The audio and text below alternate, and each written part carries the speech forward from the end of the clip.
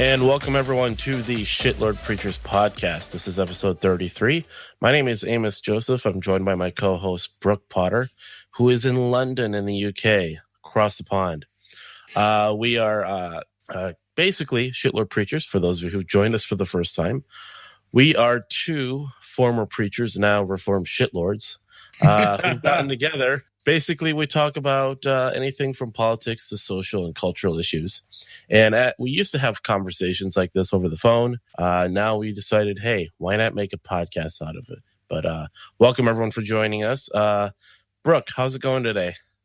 It's going well, Amos. How many episodes are we in now? 33? 33. Oh, we're getting up there, man. 33 was a good year, actually.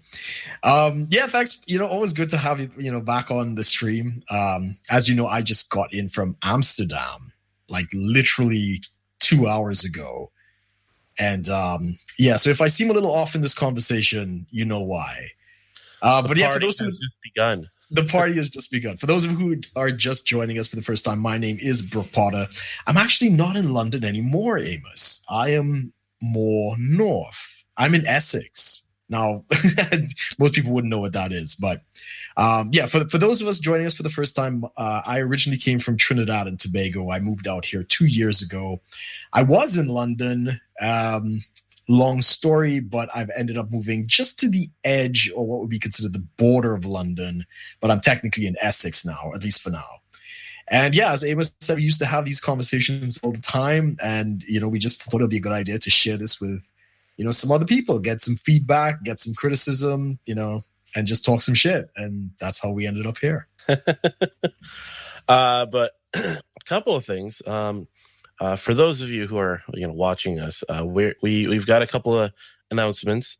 So you'll be seeing our podcast being shared not only on the Think Liberty Network, which I forgot to mention them quick here, but basically, yeah, the Think Liberty Network that we're a part of, they're also going to be sharing our podcast through the Being Libertarian Facebook and hopefully Twitter pages. And as a result, we felt we're going to launch today officially our Patreon. Exactly. Our Patreon is going to be specifically for Shitlord Preachers, although it's running through my channel. So if you guys do want to consider making a small monthly pledge of anywhere between $1, $5, $10, and $15 US, not British pounds. You can check us out at patreon.com/shitlordpreachers, and it's spelled just as it is, shitlord and preachers all in one word, and you'll find us there, and you can check on that. We're offering some rewards regarding joining our we've had it a little bit. I experimented with creating a Discord server for the Shitlord Preachers, but you'll be able to join that, different tier rewards, and we're going to be working on that as we go along. As we start getting more patrons, we'll be offering more rewards and be more involved with developing a community of patrons, as well as be more engaged with that. So definitely consider checking that out, guys. Patreon.com/shitlordpreachers. But let's get back into what we're talking about today, Brook. Now, I know I let you know, and I'm surprised you weren't up to date on this, but then again, you were in Amsterdam. But let's get into Amsterdam first before we get into the topic, because I got to hear about this. How long were you in Amsterdam? I was in Amsterdam from Friday afternoon till Monday, let's say Monday morning. So not long, 3 nights in Amsterdam. And for anybody who doesn't know, my birthday was November 23rd. And my girlfriend and myself just decided, hey, let's just go and have some fun. Now, I went to Amsterdam with certain objectives, right? I wanted to get as fucked up as I could, right? Just because that's what you do when you're in Amsterdam, right? You got to have some fun. So my objective, well, I had to have a brownie, I had to smoke some weed, and I had to do some mushrooms, right? And for those of you who are thinking like, oh, I'm this big drug addict or whatever the case might be, no, that's not it at all. It was all research oriented. It was trying it's trying to evolve my brain. It was really for health benefits, but some Joe Rogan shit. Yeah, exactly. But yeah, so we went out there. I met a really good friend of mine. I'm not going to say his name because I don't know if he wants to be implicated in this. But we ended up like right smack dab in the middle of the city, the old city, walking distance to everything. I mean, I could literally live there because everything is a steak shop, a burger place. They like their meat out there. And for those of you who don't know, yeah, I'm on the carnivore diet still. So, the meat was amazing. But what was most interesting, of course, is to see the legalized marijuana shops. Oh. Now, the rule out there is that you cannot sell alcohol at the same place that you're selling the weed, right? And they don't take any cards, very similar to the US. You have to pay cash because the minute, technically they're drug dealers, right? So the minute that shows up on your bank statement, the bank is going to freeze your account. So everything is cash. And as I said, I didn't have any plans for like major smoking and stuff like that, but they only sell them in packs of four pre-roll joints. You could get it with tobacco as well and stuff like that. So I pretty much checked off everything on my list. First night I tried some brownies. So we went out, me and my girlfriend. I didn't realize how much my girlfriend would be fascinated with the sex shows and the peep shows that are still in Amsterdam. I think there's the last remaining peep show that we went to. And that's basically, it's a circular room where a girl is either stripping or a couple is having sex. And you open the door outside, you go in, you drop in your €2, and you get to view for like 2-3 minutes. You know, you could see through the glass and see what's going on inside. And I think my girlfriend basically spent all of our cash that first night watching peep shows. And, well, I mean, buying drinks as well. And it was bizarre. It was very, yeah, she's kind of coming around to the pervy thing. I have to keep my eye on that. Jeez. So yeah, night one was the brownies. Right. I think I had a half. Didn't really affect me that much. I had a nice buzz. Night two, we went back out into the city, did a little touring. We visited Anne Frank's house, which, you know, she was the Jewish lady that wrote her diaries during the war. She was actually German, migrated to the Netherlands, and they spent 2 years locked up in like this secret annex of her father's business, staying away from the Nazis. So it was surreal. It was definitely a good experience. Highly recommend it. And then the second night was the mushrooms. I went into the place and was like, I've heard about these mushrooms. Now, technically mushrooms are illegal in Amsterdam, so it's not really mushrooms they're giving you. They're giving you truffles, right? So Mother Nature provides. When one door closes, another one opens. So I went in there, we got the truffles and stuff like that, and I was like, you know, he asked me what I wanted. Did I want to be like out of control, like not controlling my body, or did I want full control, full cognitive, but it's like more in like hallucinations and stuff like that? And I'm a guy, I don't particularly like being out of control. So I said, yeah, give me the hallucinations. I want full on green men. I want, you know, starships. I want to see it all, right? I want to see in the spirit. I want to talk to my ancestors. Give me that. So he gives me this thing. And I didn't get any of that, man. I was so disappointed. Not even a small spaceship, you know, it was kind of lackluster at the end of the day, right?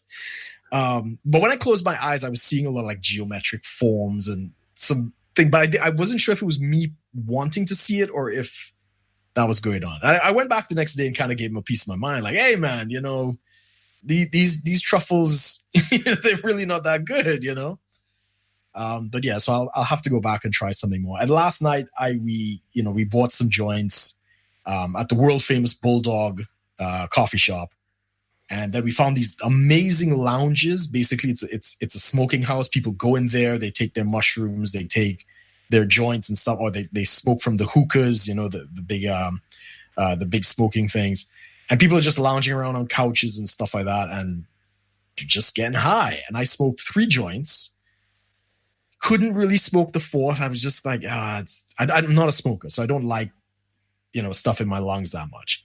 And I didn't get any big buzz. You know, a couple of times it's like, okay, this is nice, and the music was good, but that was it. And I came back today sober, and my girlfriend didn't do anything. She was a very good girl and stuff like that, but she did say there was a part of her that kind of wished she had indulged a little bit. And on one final note on that, I actually came back with some tea. some ganja tea that I'm going to be sharing with some friends and possibly people in the office if they, without telling them. So I'll let you know how that goes. Giving them? No, I'm just going to be. You want to try some tea? And I'm just going to leave a couple of the satchels. I even my girlfriend. I told my girlfriend, take back the lollipops. You can put those on the plane. And I said, take it back to your office and just leave it on the counter of your desk in a bowl. And just let the office indulge and see what happens. And she works as like a publication, so that might be an epic, newspaper article coming out.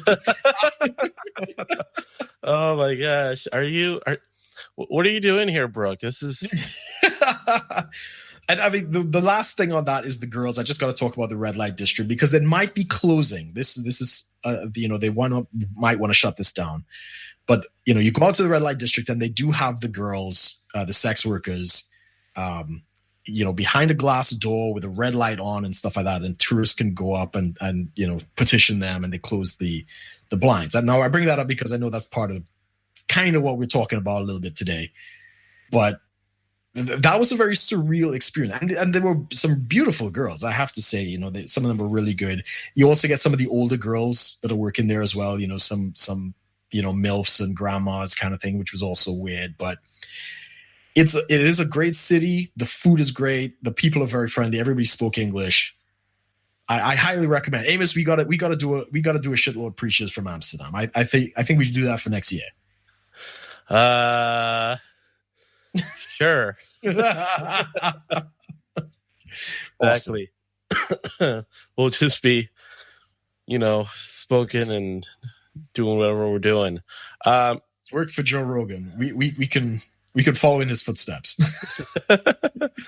But yeah, it's good that you kind of transition into that. Because one of the things I wanted to touch on, and I haven't heard too many libertarians specifically do any deep, in-depth discussion on it. Now I did see, the guy we watch, Rollo Tomasi. He was touching on it a little bit. For those of you who don't know, Rollo Tomasi is a he's a psychologist that talks about intergender dynamics and the red pill, for anyone who knows about that. Basically, we're going to be talking about this thing called the thot-audit. Now, basically what's been going on here is supposedly, we don't know exactly what group or what specific label has been responsible for this, but you've had a group of men that have gone out there. I mean, a lot of people are saying it's incels, these involuntary celibate types, these men that basically can't get laid. Essentially can't get laid. They think it's involuntary, and there's a whole bunch of, that's a whole nother can of things to to talk about. Yeah. If you really want to talk about that's like a whole couple episodes to itself. But you have these men that basically, as a movement to stop or to shut down these, thoughts. So thoughts, for those of you who don't know, means that hoe over there. It's girls who are advertising themselves in different ways, and it doesn't necessarily have to be pornographic, but it does include that depending upon what they're doing. So, thoughts are just women that are just very loose in how they sort of present themselves on the internet. Thoughting could just be like a girl who's just, your Instagram models that are posting booty pics all day long. That's thoughting. But thoughting could also just be like, go towards the more pornographic. So you had all these men that were taking advantage of the fact that they're out there. There is I would say, a saturated market of individuals who are women who basically present themselves on Snapchat. For those who don't know, is basically, it's you can send pictures and video clips to whether it's people who follow you or other individuals individually. And it's, it's quick clips that will, they I think it's like they supposedly delete themselves after you watch it a certain amount of times, which is obviously not happening. Snapchat probably has an archive somewhere of a bunch of Snapchats, but you have individuals on Snapchat that basically advertise their and solicit, their videos and pictures to people who subscribe to them. Some of them do like one-time thing, monthly things, weekly, whatever they do.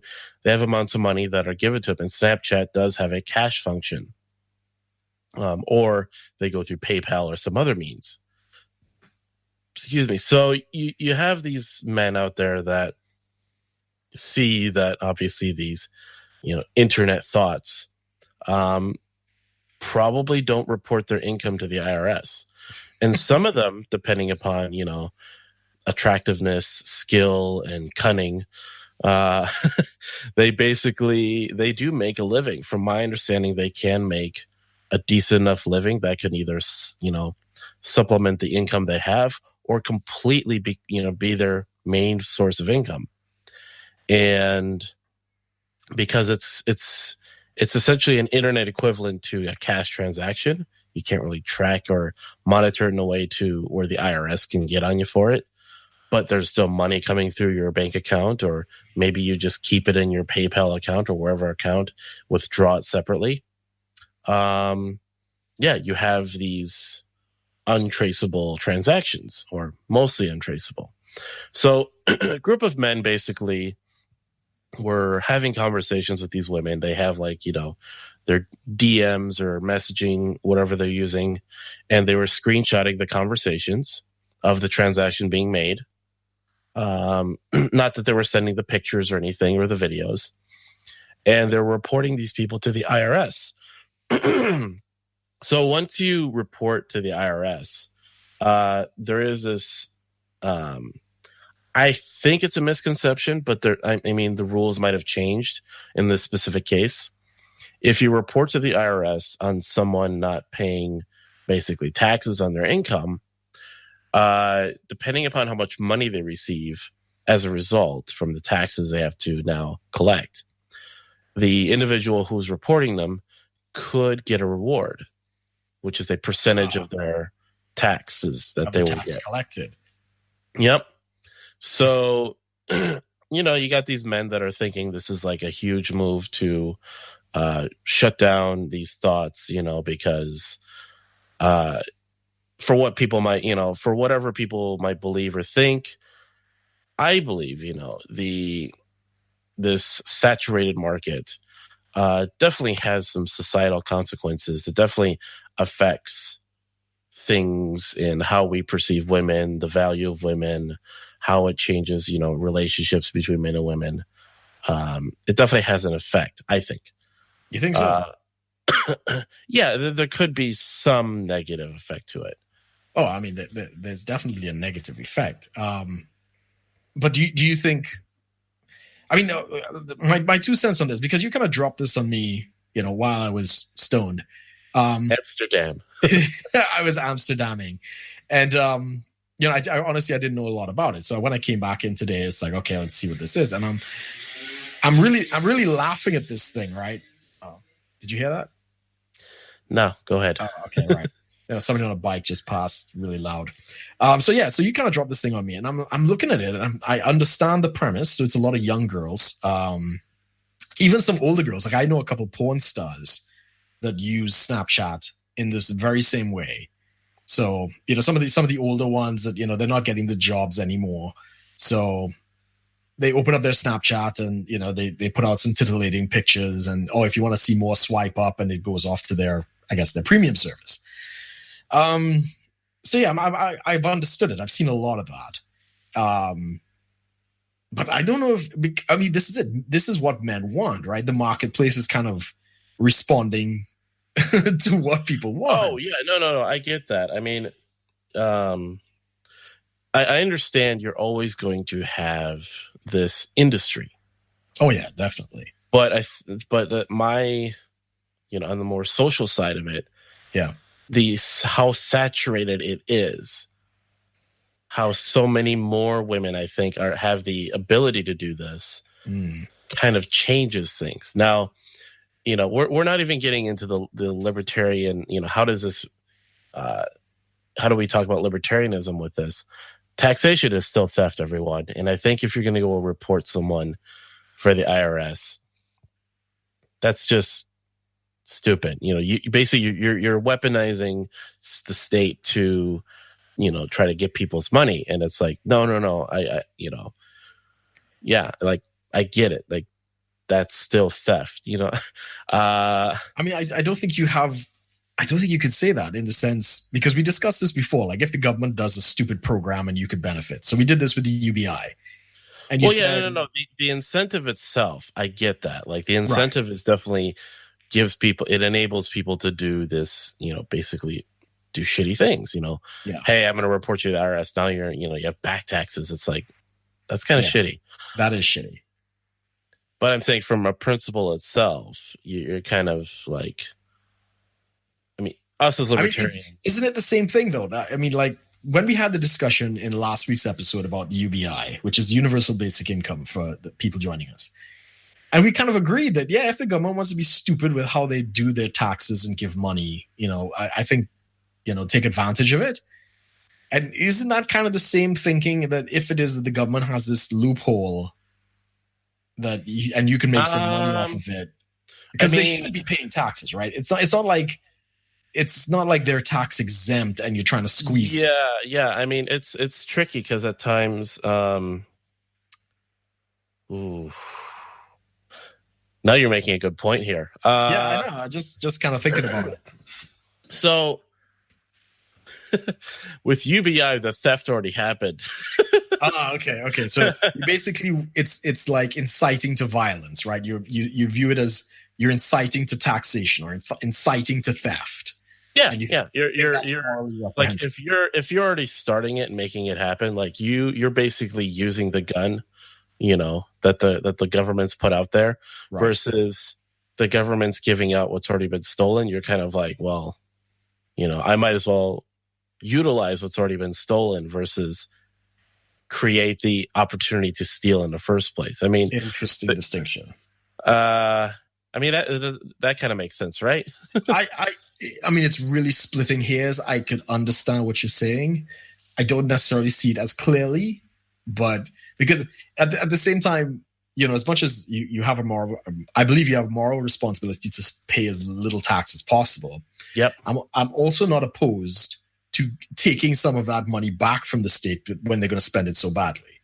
If you understand what I'm saying. You get a payout, right? So, Miss Thought number 3 pays $5,000 in taxes, and you might get a third of that or a quarter of that or whatever. So you end up with like let's say a quarter. So that's 1,250 US, right? That's 1,250 US that the state is not going to use to fund wars and do all these other kinds of things. Yeah.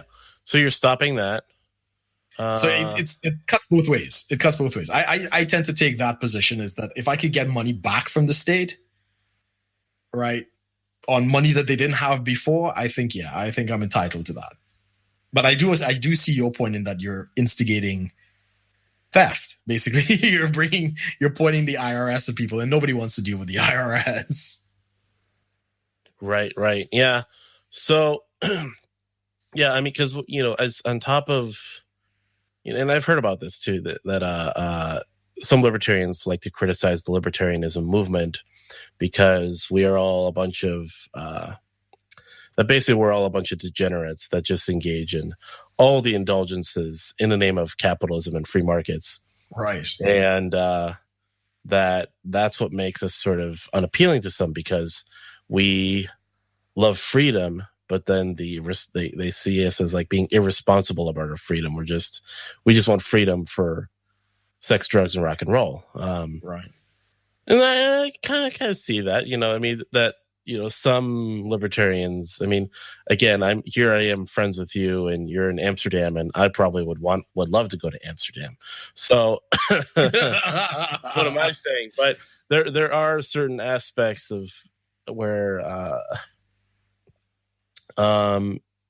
certain things like indulgence on a scale this large, in this specific industry, is where I'm like seeing, okay, like, yeah, literally every, where you could have neighbors, where there could be individuals in small towns like where I am, a small town of about 3,000 people, where there could totally be maybe a handful of, internet thoughts. Oh yeah. I mean, it's not just the Snapchat, right? They're all the cam girls. Yeah, they're all the cam girls, and they make money, right? So I was trying to explain this to my girlfriend actually. Do you know what Oh My Bod is? No. Okay, so this is an electronic dildo that responds to internet signals. Oh. Right, so it's like a remote control, right? Right.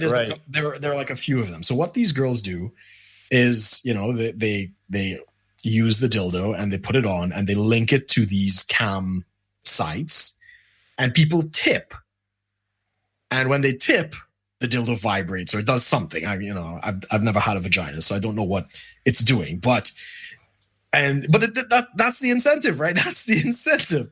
It gets these guys to like try to get them off, and they'll tip aggressively. Now, I don't know if it's always cash or if it's some kind of token something, but that's the same thing, right? That's the same thing. So, yeah, this just took a turn for an awkward turn. And this is how we're going to get the listeners, everyone.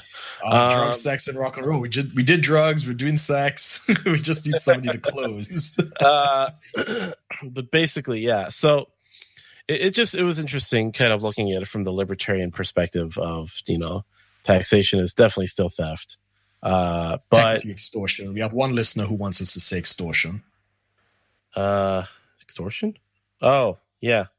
No, it definitely, yeah, that's the thing. When you talk to libertarians, the libertarians that really know about taxation is understanding that it is extortion.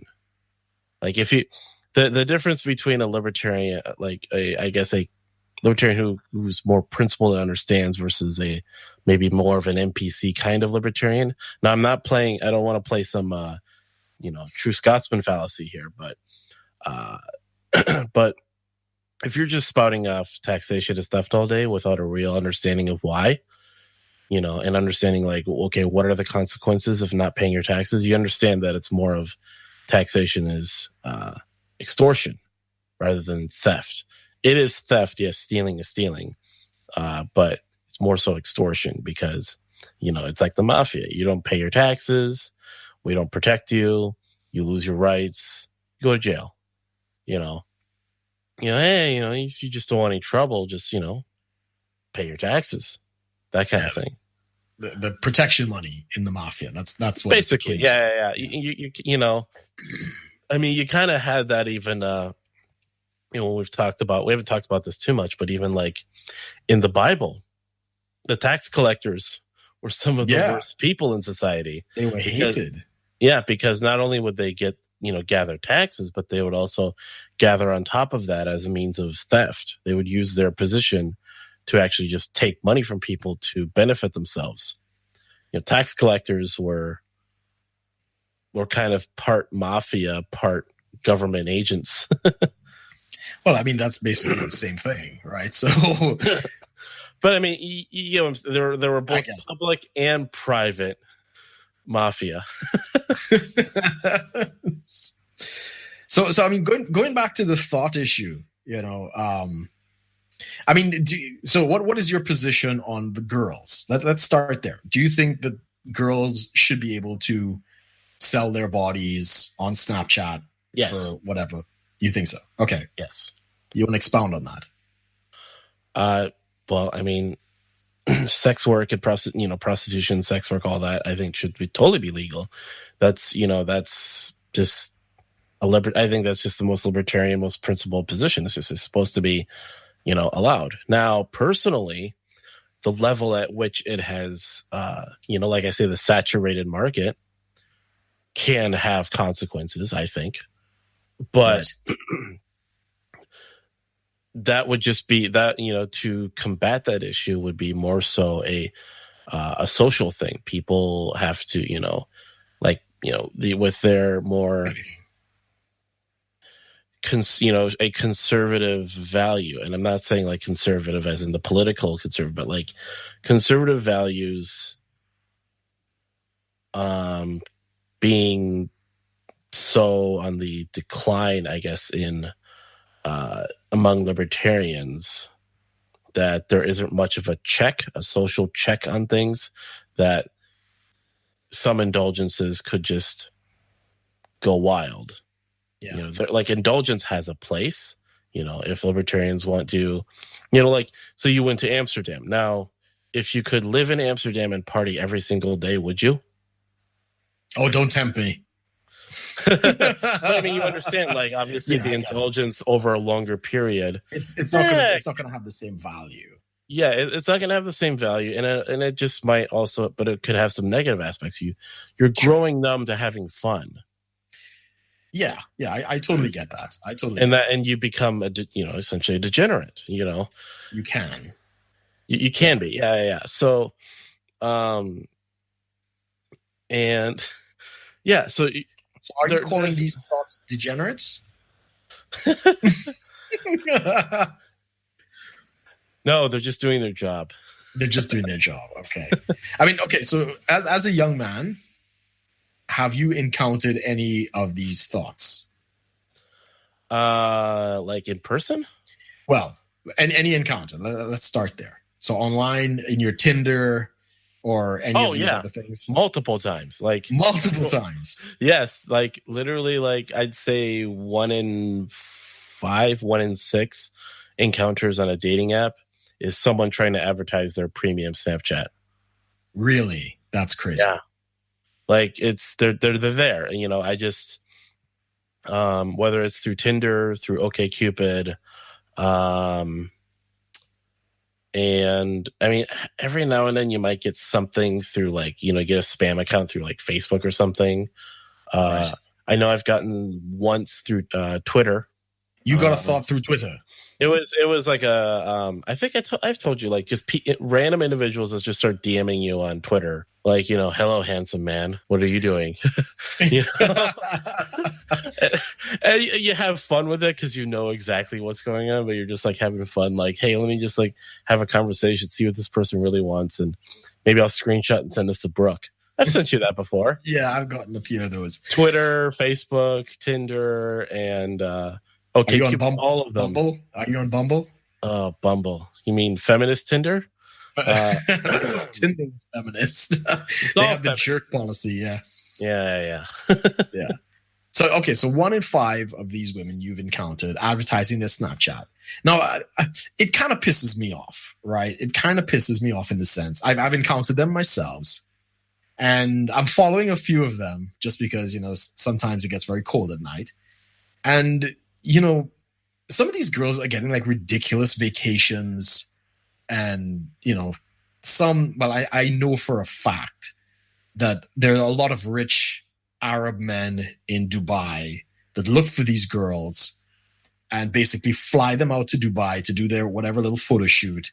And they ensure they all get fucked in the ass, right? That's like the Dubai thing. More than that. Yeah. Like apparently the fetish in Dubai is for Arab men to take a shit on the chest of Western women. Ooh. Yeah, so if you're looking at these thoughts online, just remember that some Arab man has probably shit on her chest. Oh, God. We're never getting onto the stream now. Thank you once again to the Think Liberty Network for having us on the show. Yeah, but that is a fact. That is like, I actually know photographers and other people who work with these Instagram models, and they've told me the stories of what goes on. Now, I can't blame any of them. Some of them use it a little more creatively. Like one I watched, she uses it to promote her YouTube channel. Of course, everything is a low-cut blouse and a short skirt, and it's basically her trying on clothes and jumping up and down. But hey, if I could get a 10,000 followers by jumping up and down, I'd fucking do it, right? Yeah, I've talked about this with some people, and this is, so this is me on air saying this. There is such a like I'm all for capitalism. I'm all for people making money by whatever means people are willing to pay for. Yes. But don't you dare be dishonest with the fact that sex appeal sells, and that some people out there actually have sex appeal to use.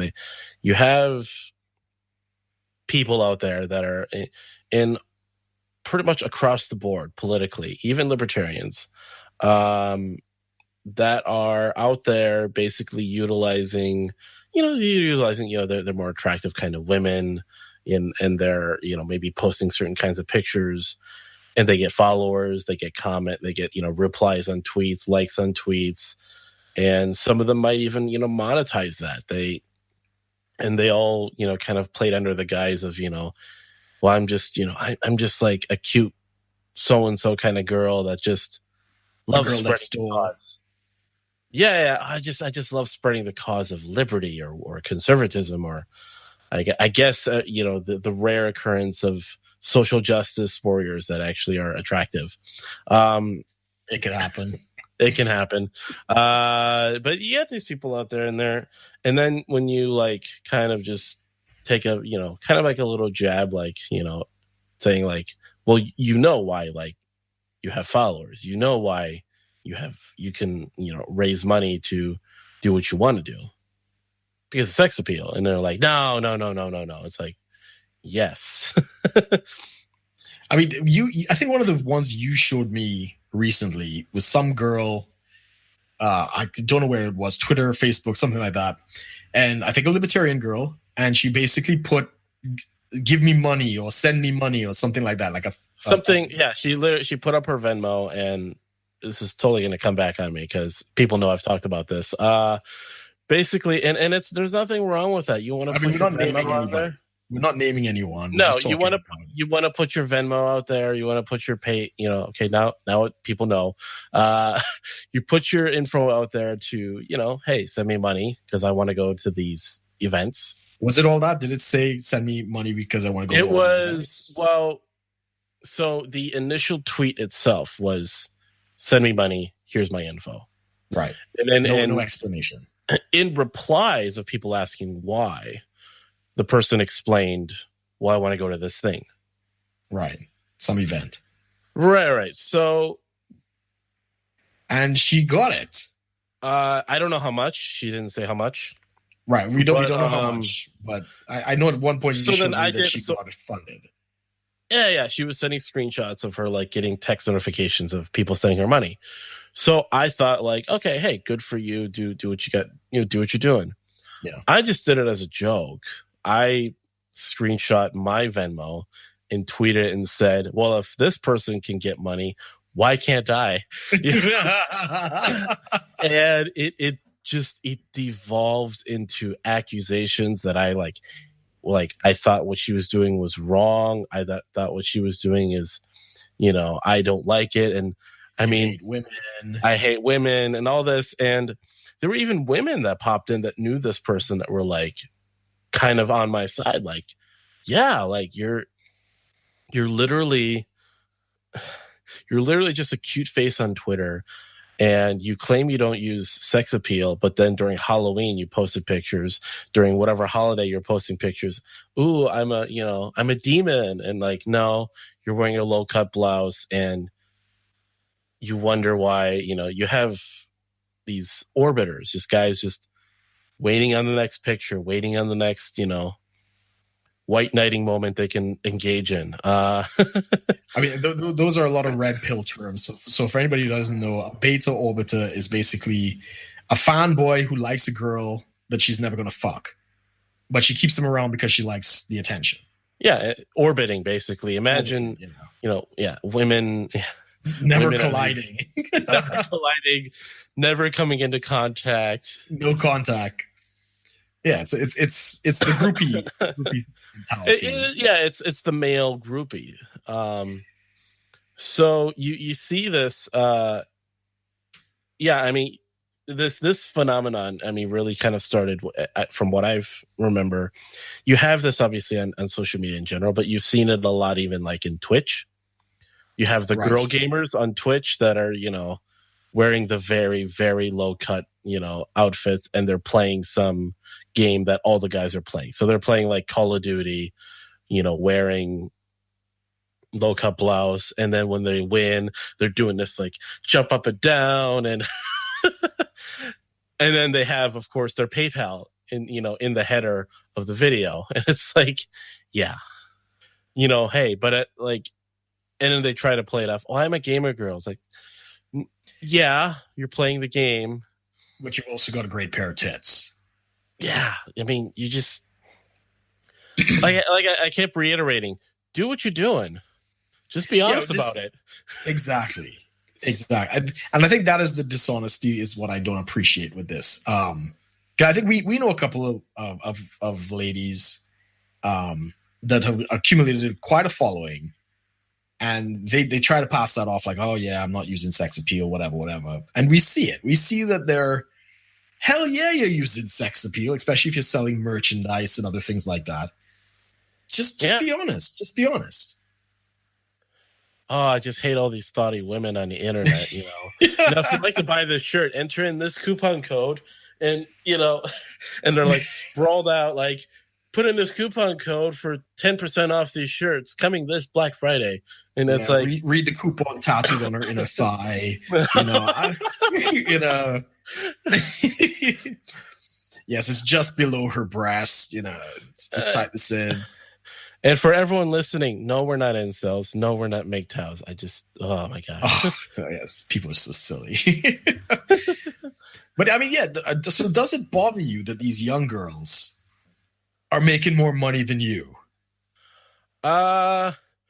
If anything, it's a motivation to do better. I mean, you basically, you're having, it's a competition between guys who can generate good content that is, mentally engaging and stimulating for people to want to listen to, whether it's a podcast, a video, whatever, production quality, versus women who have, TNA. Exactly. I mean, you can, I mean, we've had people that we've talked to, guests that we've had on here, and they're fully aware. Some of them are fully aware that just because they're a woman and they have opinions that are, considered maybe not quite so publicly, just views that people don't usually have, whether it's libertarian, whether it's more traditional values, some sort of conservative values that society is kind of downplaying nowadays. And they have, they're relatively good-looking women, or at least presentable. And I'm not saying any of our guests were ugly. Understand that. Don't give me that chuckle there, Brooke. I'm just, and so they get a following, and they gain a following a lot quicker than men do. I mean, I'll just say this because they're friends of ours. Shane and Nico over at Hoppa Supremacy. Shane is still under, I think he's like either just above 2,000 followers. And Nico is approaching 10,000 followers. I wasn't gonna name anyone. Well, I'm saying because they're friends, I can, kind of. I mean, it's public knowledge, right? Anybody could go and look at this thing. I don't know if you remember that internet sensation called Epic Mealtime. Yep. Right. Epic Mealtime, for anybody who doesn't know, is these crazy chefs, and they build these ridiculously large or very hot, very spicy, crazy meals like biggest pizza, and they stack like 20 pizzas with bacon and chicken and all kinds of shit in between. Anyway, there was this one episode, I can't remember how long ago this was because I haven't watched them in years. And so it's the whole mixed up. Everybody's in the kitchen, and there's this one girl who is in the kitchen. She's not doing a damn thing. And somebody just put What was that, me or you? Yeah, somebody just put her YouTube channel like in over her picture. So she showed up for like a couple seconds, and really cute girl and the YouTube channel. So of course I clicked on it, and she had like 5,000 subscribers from that just appearing in that one video. And she had no video, nothing. She had no content. Right? It was just the fact that she was in that video and she was cute. Everybody jumped on it. The guy we watched, Dan Bilzerian, he does this all the time. This is why girls go after Dan Bilzerian. I mean, a number of reasons why they go after Dan Bilzerian. But his fame, he will get these cute girls that come on. I don't know if you've seen his Instagram or anything like that. These cute girls come on, and he just puts a link. Like, he'll do his daily story thing, and he'll just say, well, this is so-and-so, and they get famous off of people. Or at least they get a substantial following overnight. A substantial following, correct. Even if they have no content, nothing. Exactly. How crazy is that? Amos, grow some tits, man. Like, we need to do something to spice up the show. God damn it. I'm not going to the store to buy any soy. Come on now. Be strong, don't be soy. We'll put that on a shirt.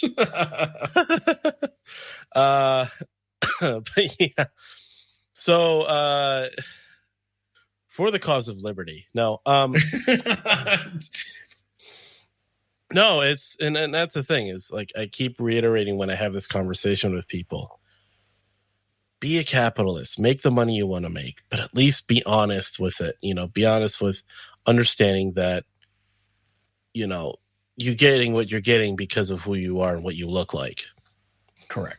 You know, and that's because that's like as far as I'm going. I'm not saying, you know, I'm not going to go out there and you know, run around saying, you know, I want my, you know, female, you know, tit privilege. I want my tit privilege compensation check. You know, you got to split me part of that because that, you know, because it's not fair. No. Yeah, keep making your money. It's just, but I'll still just kind of touch on it every now and then, like, you know, just remember why. Yeah. I mean, it's a little bit like telling people to check their privilege, right? It's a little bit like that, but at least this is real. Like a lot of the privilege talk. It's like it's very easily seeing, you know, causality of it and correlation, and it's all there. Yeah, it's as you say, like, men have not evolved beyond the point of, you know, being attracted to feminine, young, fertile, beautiful women, right? And no matter as much as the feminist harpies will try to shriek at us and tell us, you know, they're going to give us a new beauty standard, which is basically a land whale with the word beautiful written up, you know, under its second chin. You know, that's not going to fly. I mean, for some people it might, you know, some real soy boys out there, that might be great. So I have nothing against, I mean, you know, if I have girls as children, I'm definitely going to have a deep conversation with them. But yeah, I don't see anything necessarily wrong with women doing that. But here's what they need. This is probably what they don't want to know, is that it does stop, right? At some point, there is a new 18-year-old. Every year, a whole bunch of new 18-year-olds, you know, come of age. And they're younger than 19-year-olds. It's, right? It's, I mean, in this economy, this marketplace of... well, yeah, this is where you get into, this is where you kind of get into sexual marketplace. Yes.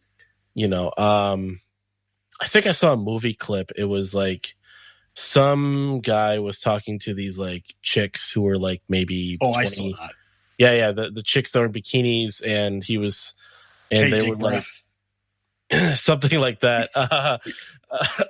Well, basically, he was just pointing out the fact that, hey, you guys are, you know, you guys get this money from some rich guy. I forgot what exactly. I just remember the clip. Basically, it's a group of like chicks in bikinis, attractive young women in their mid going into late 20s.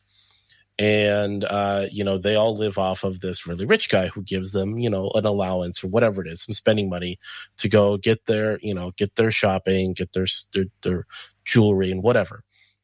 And he says eventually, he's just pointing out to them, you're going to start spending this money on more and more on trying to preserve your looks, because you're going to start understanding that at some point, this guy is going to start seeing other 20, 21-year-old girls, that don't need to spend as much money, that aren't as demanding, that can outcompete you. And you're going to start to realize you need to actually get a job. You need to, your looks are not going to earn you this, this money from this guy anymore. You have to actually go and compete now. Correct. And that's kind of where, you start talking about these red pill terms, the wall. The wall. What is the wall, Amos? The point and where why is it so unforgiving? The point where your sexual market value starts to decline. Right. Yeah. This isn't Trump's wall. No, not that wall. And it's not to say like women start to get ugly at 27. It's basically just showing is your certain youthful, fertile sort of, whether it's looks, vitality, stuff like that, start to see a decline. Not like I say, it's not like you just get wrinkles at 30. It's more so like you have beautiful women at 30, between 30 and 40. Sure. But are they as youthful and attractive as their 22-year-old counterparts? Depends on who you talk to, but I mean, as for men as a whole, in terms of mating strategies, obviously a 22-year-old is a lot more attractive than a 38-year-old, who can be very attractive, but doesn't draw in, you're not going to see a 38-year-old thot. Well, you might. Let's okay, I should say that, yeah. You might. Mrs. Robinson. But they're not, attracting a as large of a group as the 22-year-old, Correct. It's the reason somebody like Jennifer Lopez, who is what, 50? I don't even know. Like Kylie Minogue in the UK is 50, I think. And there's a reason we celebrate these rather aged women who still look great. And there are a lot of them. Even like, what's her name? People really like to talk about like Jennifer Aniston. Like right, she's Jennifer still, Aniston. She's still in pretty good shape. Yeah. But the reason that's celebrated is because that's not the norm. Right. The reason these women stand out as they do is because, let's be real, that's not normal. They're putting a lot of money and effort into maintaining that look and figure. And you look at, the following. I mean, are they garnering as large of a following as, for example, someone, well, I don't know who now, but I mean, if I just throw out if I even said Jennifer Lawrence. Yeah. Jennifer Lawrence is obviously having a larger sex appeal than someone like Jennifer Aniston. Right. There you go. That's just simple to figure. You see that in terms of the marketplace of, these Snapchat and Twitch and so on, thoughts. Yeah. Eventually it does end. And, as I say, every year, a new bunch of 18-year-old girls come online, and every year you are now in competition with every other 18-year-old girl. Yep. And that's the cycle. Now for men, it's not the same for men, right? And this is the delusion of third wave feminism, right? And you hear it all the time. So especially amongst the senior women, where they say, "Oh, I'm ambitious and I've got a career and I'm making good money. Why can't I find a good man?" Basically, those are the traits that women look for in men, right? They want men that are ambitious, making good money, and all these other things. So the reason men are not attracted to other men unless they're gay, right? So I mean, why are you trying to sell us these masculine traits? That's not what we're attracted to. So, as I say, for the men, on the other hand, we have a different sexual strategy, as you well know, and it's almost a little unfair. So where the women tend to, hit the wall, let's say 30 or whatever the case might be, men start to hit their peak, in like 35 to 40, earning power, we got our shit together. I mean, the sexiest man alive, we remember at one point, was George Clooney. Yeah, and he was in his 40s. Yeah, it wasn't, it's not someone like, what's his name? Well, just think of any young, like, male actor. What's the Deadpool actor? Ryan Reynolds. Ryan Reynolds, right. With his, like, perfect abs or whatever. Or Chris Hemsworth. Yeah. I mean, these guys are definitely, like, they're sharp-looking guys, handsome-looking guys. But there's a reason why someone like George Clooney was picked. Why someone like... Mel Gibson was picked once. Yeah, sexiest man alive. Old dudes, Yeah, and this for anybody who might be listening out there, if you're a young guy and you've been rejected by whatever high school sweetheart that you thought you had, cheerleader chick or whatever, just wait. Well, yeah, you always hear about the cheerleader chick that like got fat after high school, or they swallowed the television. Or even just like women that basically became more attractive as they approached their 20s. Yeah. You have the girl, you have the late bloomers, you have versus the early bloomers, because late bloomers are going to become more attractive maybe towards a later time. So a girl maybe becomes her most attractive at 25, whereas the girl who was attractive when she was 16 is going to start seeing that wall maybe at 27. Yeah. And we've seen it. Anybody who wants to see this thing, you just Google women hitting the wall, and you will see these wonderful petite little teenage girls turn into monstrous land whales where they can't even like see their feet. Yeah. And once again, just to clarify for everyone, we're not advocating anything with minor teenagers. We're just stating things like this is all these things. Yeah, every time people talk about this, they start thinking like red pill men are advocating like marrying women that are under pedophilia and stuff. It's like no. This is just simple biology of how we approach our mating strategies. Yes, follow the law, everyone. Don't. But even if if you've seen Top Gun, everyone knows about Top Gun. Yeah, Kelly McGillis. Yeah, is the actress. So you see her now versus Tom Cruise now. First off, he's still doing his Mission Impossible movies, and he's 60. What? I think Tom Cruise is almost 60 years old. Hold on. He's still doing. If you remember the scene from one of the recent Mission Impossible movies. Sorry.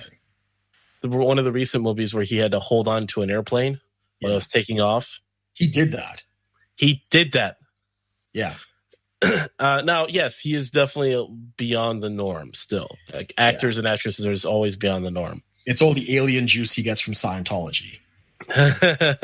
But if you really look at it, you look at even if he's a little bit beyond the norm, most of the time guys are still becoming more attractive to women as they go into their, as they are approaching their 30s and going into their 40s. Correct. They're becoming, sexiest man alive. They're still maintaining a figure. It's there's just biological differences there. So, if you look at Johnny Depp is 55. Chicks are still swooning over him. Yeah. Brad Pitt is 54. Somewhere around, sort of over there. And these guys are still, how old is Leonardo DiCaprio? Let's just check. Leonardo DiCaprio age. Google is spying on him. He's 44. And he's the only one that he's never married, if I'm not mistaken. And you see the movies that he's in where he still plays a fairly young guy. Correct. Like Wolf of Wall Street, he was in his 20s? The character? Yeah, the character was in his 20s and early 30s. Yeah, no, absolutely right. And these guys look good. Yeah, I don't know what they're doing. We better find out what they're doing, Amos. I'm going to need some of that stuff pretty soon. But yeah. So yeah, it takes a lot of work, and especially for women. As I say, yes, fertility and other things like that. It does take a lot of effort to maintain a lot of this stuff. So we see it with celebrities because they've got more money to do this, but the average, cam girl is not, which is the whole reason why when I was in Amsterdam, they were literally grandmas. But I say that badly, probably in their 50s. They weren't like, white haired and with a cane or anything like that. But they were definitely like MILF type. You could see she's a little bit older. She doesn't have the shape and the figure. She was sitting in the room and waiting to be propositioned. Now, my girlfriend, who is like a reporter, she wanted me to pay for her to go and talk to the girls. And, because she wants to interview them. I think secretly she wanted to les out, but, No, I'm just kidding. But I said if I'm paying for you to talk to the girl, you gotta les out and I gotta record it. Anyway, that was kind of my get back at her sort of thing. But she was so fascinated by the lifestyle that it was just and literally you go outside, there's a little sign, room for rent. Anybody who wants to apply to stand in the room, they could do it. So so much more now with the cam girls and the Snapchat thing. Like, I don't know if you know who Jessie Jane is, the porn star. Maybe. Okay. Yeah, you wouldn't know much about porn. That's more like my generation, right? But Jessie Jane was this absolutely stunning blonde girl, very aggressive, kind of feisty. I quite like the attitude. But she's making her money now, not so much from. She still has a contract with, I think, Vivid, which is one of the better houses for porn. But she makes a lot of her money from Snapchat, and this same kind of thing. She'll do topless pictures and send you messages or whatever for money, and seems to be working. She's traveling a lot, so I guess it's doing all right. Right. I wonder if she went to Dubai. Oh, Jesus.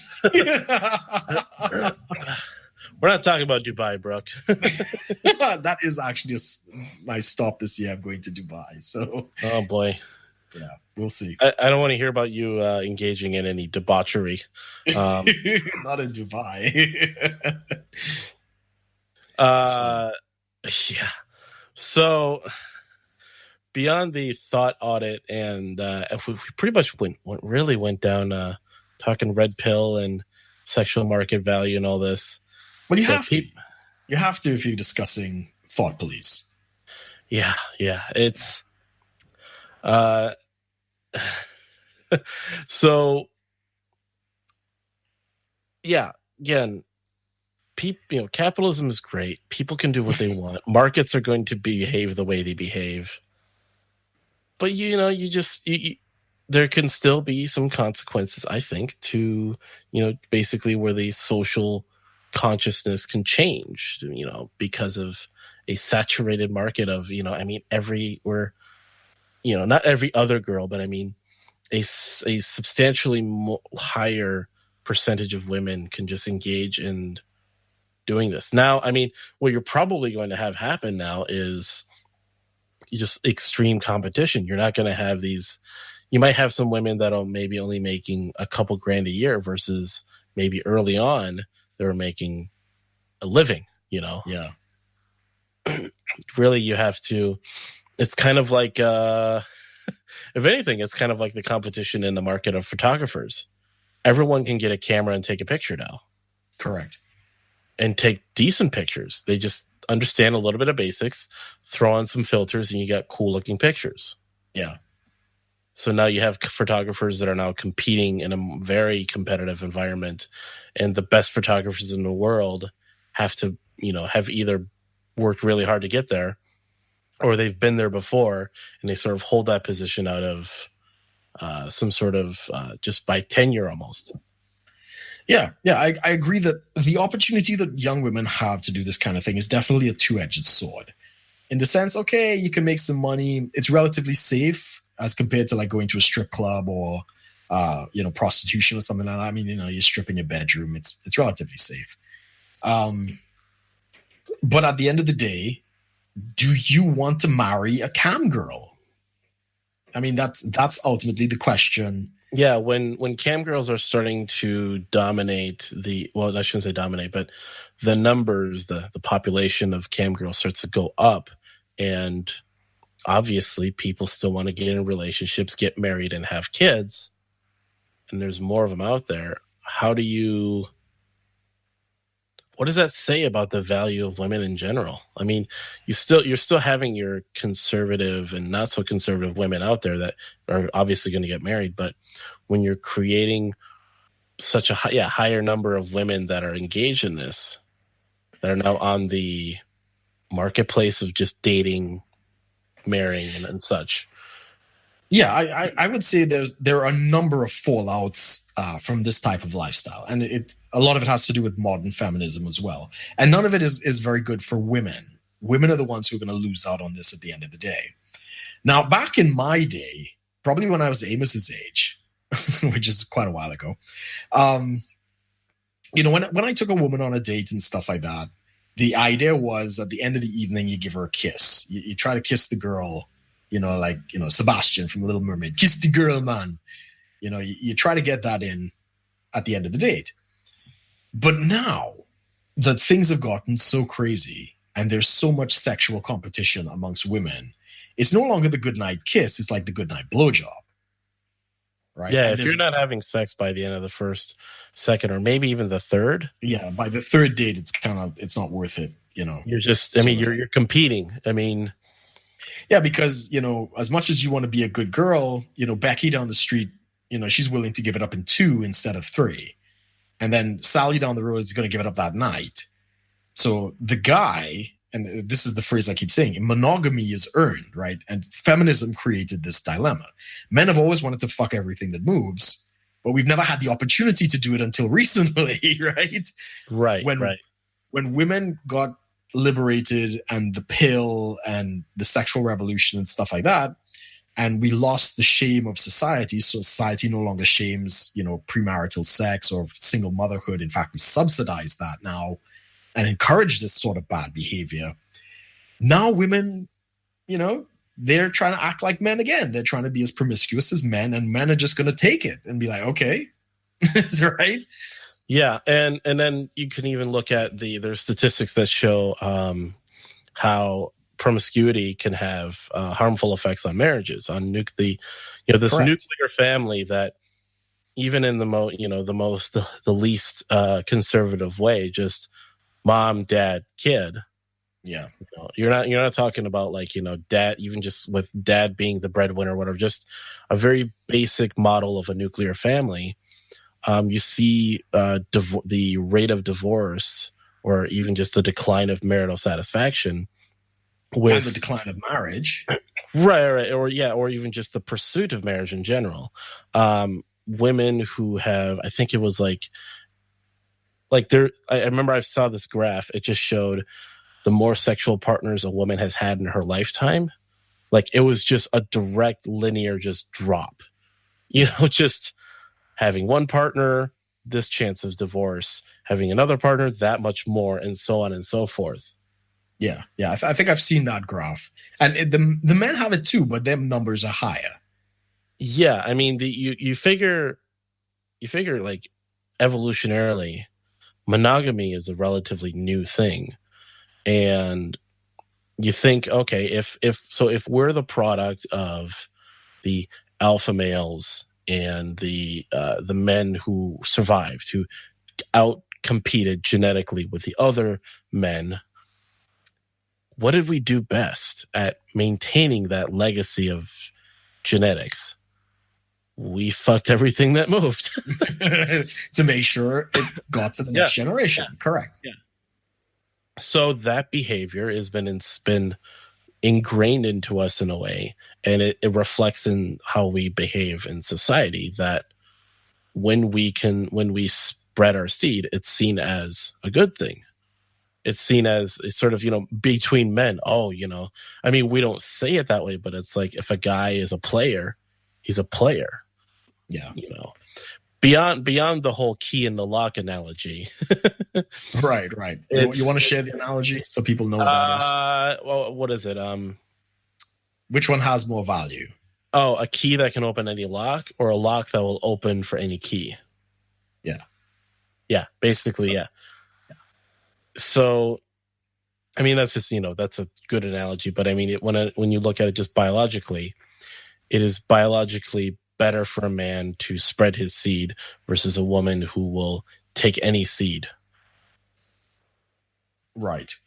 Yeah. And then you see that just, biochemically with, what is it? Pair bonding. Like a woman who's had more sexual partners is going to not have a lower likelihood of settling down than a man who's had just as many. Yeah. I mean, it does affect men as well. Not as much. But yeah, if women have had multitudes of sexual partners, apparently if they do get married, it's very difficult for them to actually stay married. And they lack the ability to have like that, the pair bonding, strong sensations and stuff like that. I mean, I don't think we really want to get too much into the biology of the whole thing. That's, we'll save that for biology class. But I mean, just our understanding of evolution and how just human behavior, a lot of this, if people really like break down and just from experience, even you can kind of see, but then when you talk about this, you get a lot of, you get some backlash from feminists and really you get a little backlash even from just a lot of women in general. Yeah. I mean, it is the biology of it. So men produce multiple millions of sperm, a day, a week, whatever. But women have a finite number of fertile eggs. So our mating strategy is going to be very different. So women are supposed to be selective. Well, men not so much. Yeah, I mean, and if you throw that out the window, if you convince women to be more like men, that's actually going against, some of the biological nature that they have. And that's why it's an issue. Yeah, I mean, this is another thing. Like, I mean, people want to go and say, "Oh, we have 2 ears and 1 mouth, so we should listen twice as much as we speak," or whatever. And it's like, right. That's just BS. But then BS in some ways. That just analogy. But then when you study like biology, and you're like, wait, men literally produce millions of sperm by the hour. Yeah. And then you look at women who produce 1 egg a month, and for a certain number of years. Yeah, they have ovulation, ovulatory cycles, where when they're in ovulation, they become more susceptible to wanting to mate, to have sex, and all this. And no, but then you have these, and then of course, like you said, and older men are more attractive than younger men, whereas younger women are more attractive than older women. A lot of these egalitarian views in society, egalitarianism has its purpose, like, allowing, they've done good things to allow us to have rights to pursue whatever we want to do. Women have every right, on principle alone, I believe every woman should do whatever they want. They want to be a CEO in a company. They want to make a lot of money. They want to do the things men want to do. Great. But naturally speaking, that doesn't usually happen that way. And people should not be surprised and blame it on the patriarchy just because it doesn't happen that way. Correct. And that also applies to, relationships and marriage and dating. It's just, I mean, this is the challenge. I'm sure you can attest to it. As you say, if you're on stuff like OkCupid and other things, and every fourth woman is advertising her premium Snapchat, and then probably every third woman is a fucking communist. Then, I mean, your dating pool of eligible women, especially for young men today, if you're not looking for the crazies, is pretty grim. Would you not say? Yeah, I mean, that's just dating apps in general. I mean, people want to go and say, like, well, dating apps are just shit. Like, go out and meet people. Right. And that's all nice to say, and I get it. Like, yeah, I definitely should go out and meet people. But that's becoming more and more of the norm. Yeah, you're gonna find more Like, more and more women. as backwards as dating apps are, and just being full of, this grim situation of the world of dating and finding a wife, or just finding a good long-term partner. It's we're going to, it's still a problem. It's challenging. Yeah, absolutely. It's not good for women because the quality men don't, they're quality men that just maybe don't want to try anymore. And it hurts the men because being a quality woman, it has a different value to it. Well, yes and no, in the sense, what the online dating world has revealed is the truth. Unfortunately, the truth about men and women. So, okay, as I think I've shared this with you before. OkCupid does like a data analysis of their profiles every year. I think the last one was 2014 or 15, and they break it down by age, race, and gender. So they rate, so black women, white women, Latino women, Latino men, and so on and so on and so on. And they kind of pair them up to see who's liking who and stuff like that. And it turns out that 80% of women are going after the same 20% of men. Right? Which is, these are like the peak men, probably really good looking, all 6 feet plus. Maybe they're making money or not. I don't know. But 80% of women are trying to hook up with the best of the best. While men, the distribution was pretty even. Like they liked girls of all social status and stuff like that. So if you were to draw it as a bell curve, the men's distribution was more even, but the women's distribution was exceedingly skewed to like the top 20% of men. Right. And that again, it's biological, right? So, well, it shows two things. One, we haven't evolved past our breeding and stuff like that. So what are women looking for? They're looking for good genetics, financial provision, and the strength. They want somebody who could protect them and all these things. So they're all looking for that same 20% of men. And men still have that kind of, if she's cute, if she's good looking, the other stuff really doesn't matter.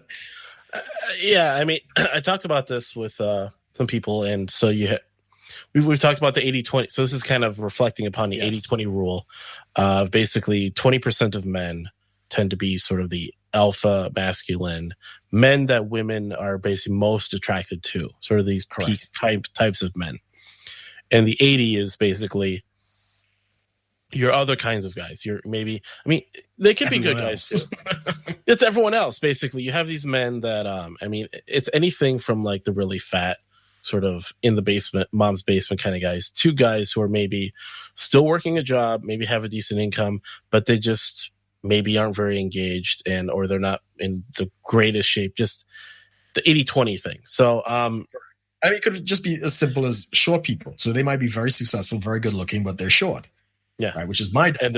And they're not coming across as very attractive unless they have to show and just overcompensate with sort of confidence, lots of muscles or game, or something like that. Just very over the top in the other aspects of being attractive.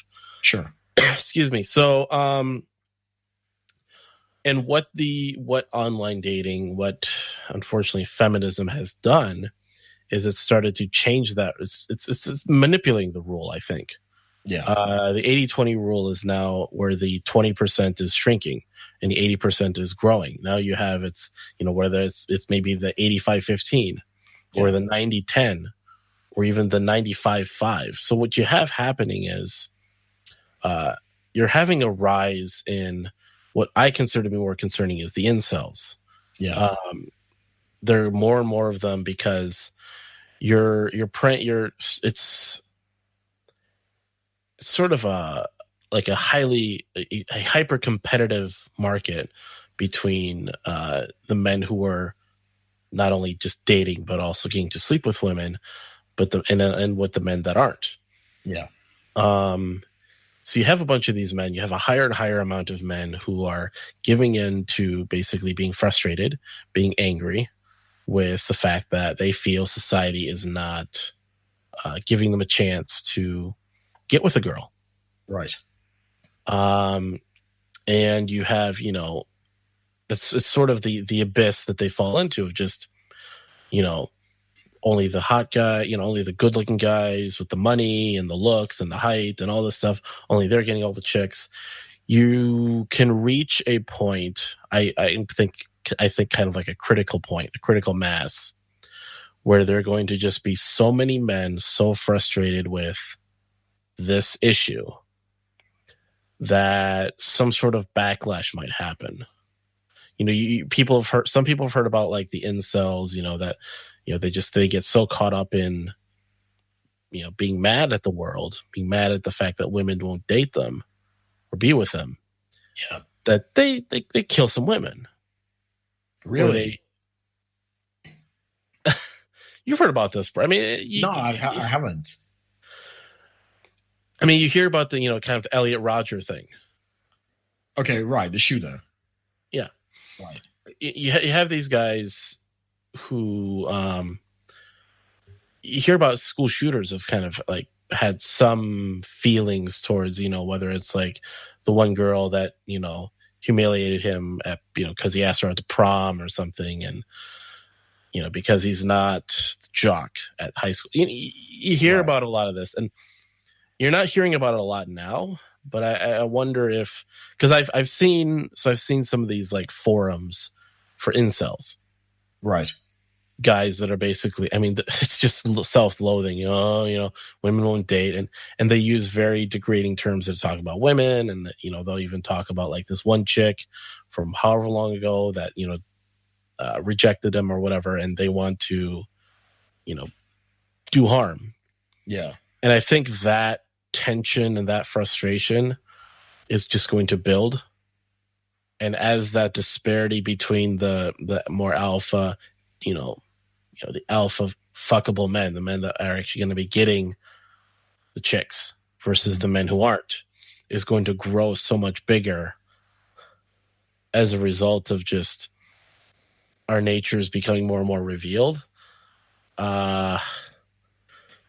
Could be dangerous. I mean, I see what you're saying. I can't say that I've given that much thought, but wouldn't you say that? I mean, this is a historical fact, right? I think for the better part of human civilization, the top men have always had polygamy, right? They've had multiple wives, they've had harems. In some parts of the world that still applies. And the majority of men actually never breeded. The majority of men throughout history never reproduced, right? Whether they were killed or whatever the case might be. But historically, all the women went to the king, the sultan, whoever the rich guy was and stuff like that. And he would have his collection of women. And for the most part, nobody else, was getting, well, not getting very much, right? And I think in a sense, yes, we are kind of going back to that. The sex doll thing is interesting because that offers a release of some kind. So, I mean, some people are into that. Like I know, what was this? The MGTOW guy, Turd Flinging Monkey. Yeah, TFM. Yeah. So he's a big advocate of that. I think that's what we're going to. I think we're going to, a large majority of men are actually going to have these dolls, and the rich and well-to-do are going back to the harems, and they're building their collection. I think that's kind of what's happening here. So it's kind of like a return to almost a form of feudalism, I guess. Oh boy. In a way, yeah, something like that. I mean, and you've seen it. You've seen. Okay, well, Dan Bilzerian is the one that comes to mind most often. I mean, you hear the shit he talks about, like banging 5 girls in the night, and you see pictures from his parties and stuff like that, and he's not looking to marry anytime soon. I mean, maybe sometime, but yeah. So he's got like however many girls in his bed, and some guy can't get one. It's gonna cause issues, man. Yeah, and when I talk about like incel men that want to commit violence, some people believe it, some people don't. Some people have heard of it, some people haven't.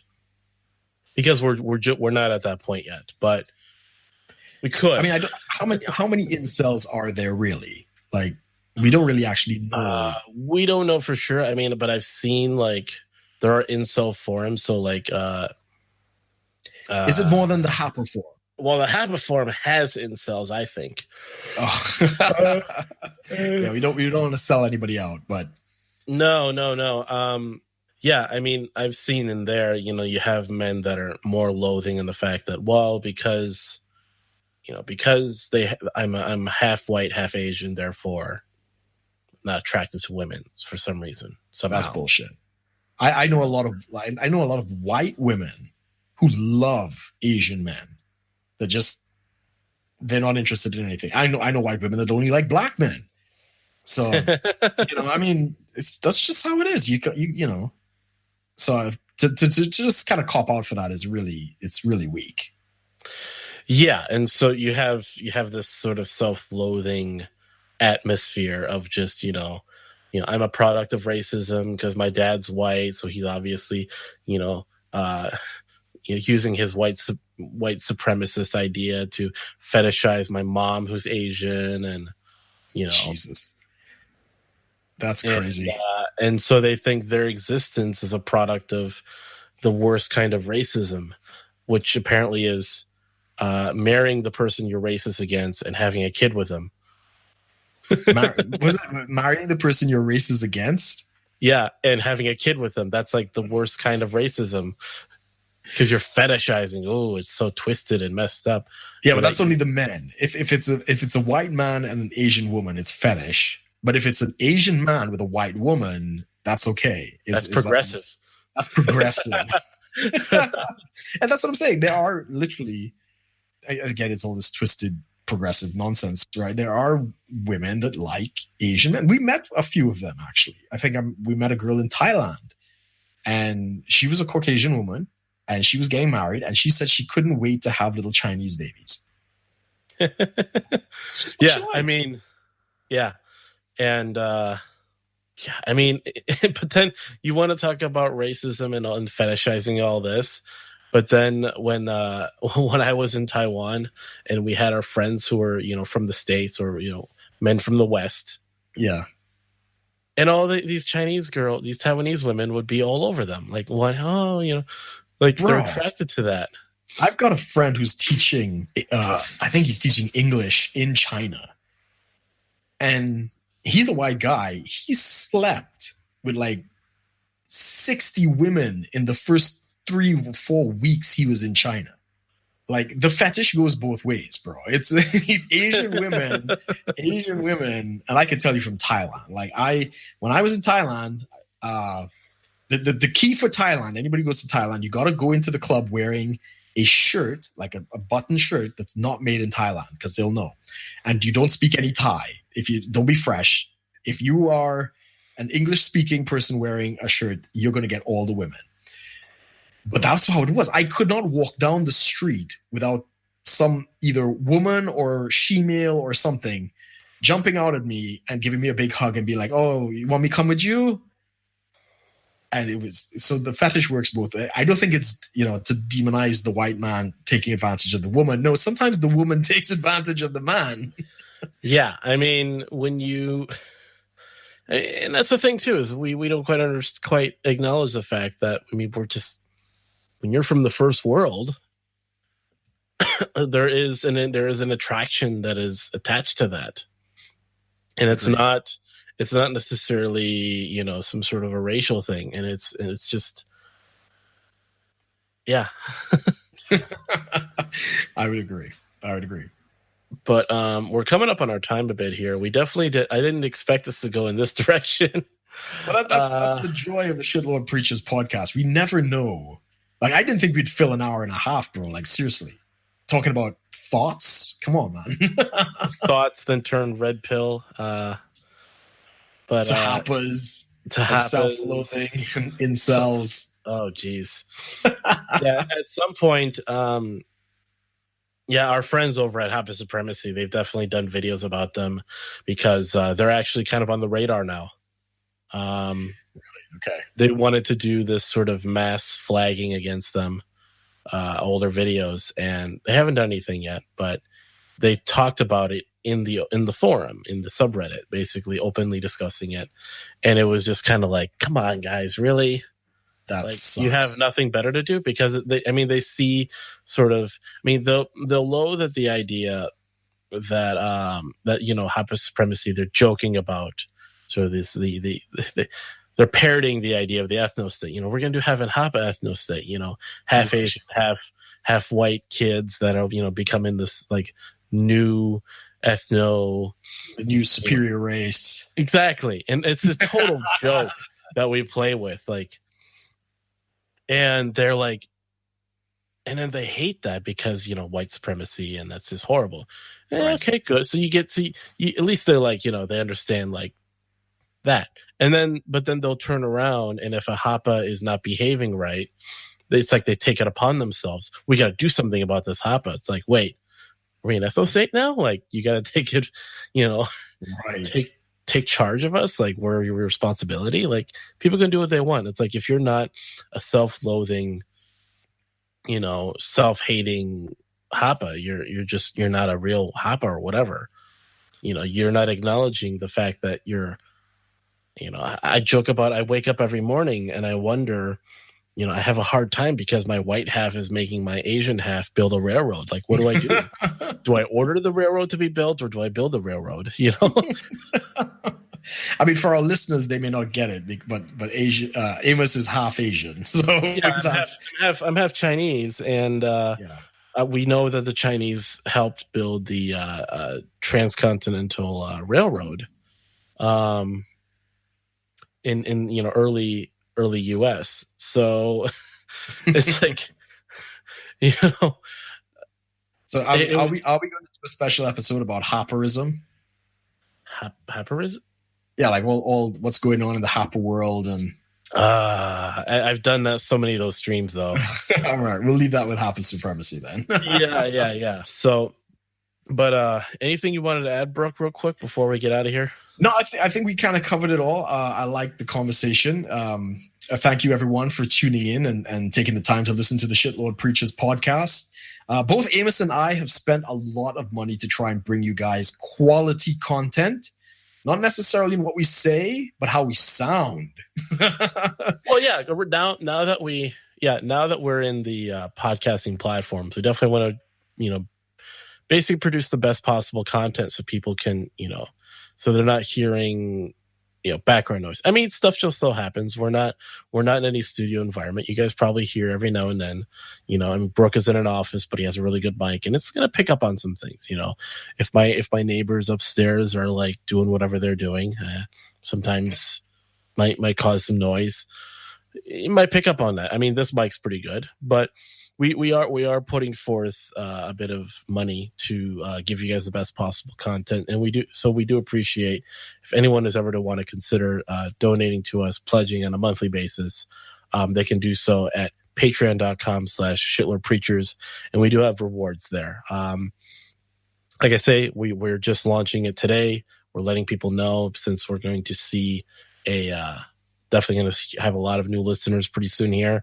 But yeah, if you do want to check it out, we do have rewards there, and we'll go from there to see if, what we can do more to produce either more or better quality, as well as give better rewards to the patrons as well. But yeah, thanks for joining us today. This was our 33rd episode, which is awesome. We're going to start going on a more weekly basis, which is even better. So people are probably noticing that, but follow both of us on Twitter. For me, it's at Amos Joe. That's spelled AMOSJOE. And then for Brooke, it's at Brook_Potter on Twitter. Subscribe to this channel. Subscribe to the Think Liberty Network on whatever podcasting platform you're using. We are available on iTunes, Spotify, iHeartRadio, as well as pretty much, if there's a podcasting platform that we're not on, definitely let us know. We'll try to get on that. Think that is all. And of course, check out Think Liberty at think-liberty.com. Check them out on Facebook and Twitter. Also, check out Being Libertarian, beinglibertarian.com. Also, Being Libertarian on Twitter as well as Facebook. I think we're the largest libertarian Facebook page besides the party itself.